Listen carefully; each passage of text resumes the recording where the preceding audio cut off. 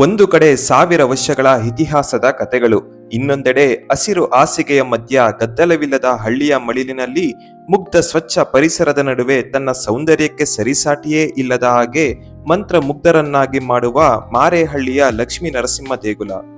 ಕಲ್ಲಿನ ಕಲೆಗಳ ಹಿಂದೆ ಅಡಗಿರೋ ಇತಿಹಾಸದಲ್ಲಿ ಇದು ಒಂದು ದೇಗುಲವಲ್ಲದೆ 1000 ವರ್ಷಗಳ ಹಿಂದಿನ ಒಂದು ಮಹಾಯುದ್ಧದ ಗೆಲುವಿನ ಸಂಕೇತವಾಗಿ ನಿಂತಿದೆ. ರಾಜವಂಶಗಳ ವೈಭವ, ಪುರಾಣ ಕಥೆಗಳು ಮತ್ತು ಶಾಸನಗಳ ಶ್ರೀಮಂತಿಕೆಯನ್ನು ಹೊಂದಿರುವ ಈ ದೇಗುಲ ಸರಿಸುಮಾರು 1200 ವರ್ಷಗಳಷ್ಟು ಪ್ರಾಚೀನದ್ದು. ಚೋಳರ ಪ್ರಸಿದ್ಧ ದೊರೆಯಾಗಿದ್ದ 1ನೇ ರಾಜರಾಜ ಚೋಳನು ಚಾಲುಕ್ಯರ ರಾಜ ಸತ್ಯಾಶ್ರಯನ ವಿರುದ್ಧ ಜಯದ ನೆನಪಿಗಾಗಿ ಈ ದೇಗುಲವನ್ನು ನಿರ್ಮಿಸಿದ್ದ. ಇದರಿಂದ ರಾಜರಾಜ ಚೋಳನಿಗೆ ರಾಜಾಶ್ರಯ ಎಂಬ ಬಿರುದು ಬಂದಿತ್ತು. ಅದರಿಂದಲೇ ಈ ದೇಗುಲವನ್ನು ರಾಜಾಶ್ರಯ ವಿನ್ನಗರಂ ಎಂದು ಕರೆಯುತ್ತಿದ್ದು ಶಾಸನದಲ್ಲಿ ಉಲ್ಲೇಖವಾಗಿದೆ.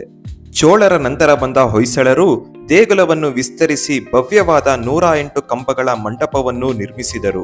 ತದನಂತರ ವಿಜಯನಗರದ ಕೃಷ್ಣದೇವರಾಯನ ಕಾಲದಲ್ಲಿ ಮತ್ತು ಮೈಸೂರು ಒಡೆಯರರ ಆಳ್ವಿಕೆಯಲ್ಲಿ ದೇಗುಲಕ್ಕೆ ಹೊಸ ಆವರಣಗಳು, ಗೋಪುರಗಳು ಸೇರ್ಪಡೆಯಾಯಿತು.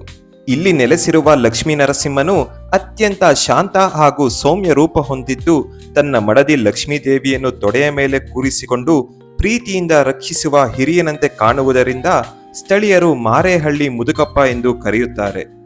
ದೇಗುಲ ಪ್ರವೇಶಿಸಿದ ನನಗೆ ಅತ್ಯಂತ ವಿಸ್ಮಯ ಎನಿಸಿದ್ದು ಆ ದೈತ್ಯ ಕಂಬಗಳು. ಒಂದೊಂದು ಕಂಬಗಳು ಅದನ್ನು ಕೆತ್ತಿದ ಶಿಲ್ಪಿಗಳ ಶ್ರಮ, ರಾಜರ ರಾಜಾಶ್ರಯ, ಕೂಲಿ ಕಾರ್ಮಿಕರ ಪರಿಶ್ರಮ ಕಣ್ಣ ಮುಂದೆ ನಿಲ್ಲುತ್ತದೆ. ಚಾವಡಿಯ ಒಳಗಡೆ ಕಲ್ಲಿನ ಕಂಬಗಳ ಕಾಡಿನ ಮಧ್ಯ ನಿಂತಿರೋ ಅನುಭವ ಕೊಡುತ್ತದೆ.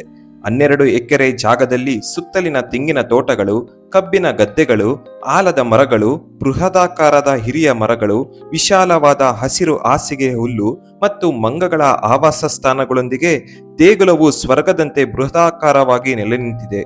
ಇತಿಹಾಸದ ಪುಟಗಳನ್ನು ತಿರುವಿ ಹಾಕುವ ನಮ್ಮ ಪ್ರಯತ್ನ ಸದಾ ನಿರಂತರ. ಮತ್ತಷ್ಟು ಹೊಸ ಕಥೆಗಳೊಂದಿಗೆ ನಾವು ನಿಮ್ಮ ಮುಂದೆ ಮತ್ತೆ ಸಿಗೋಣ.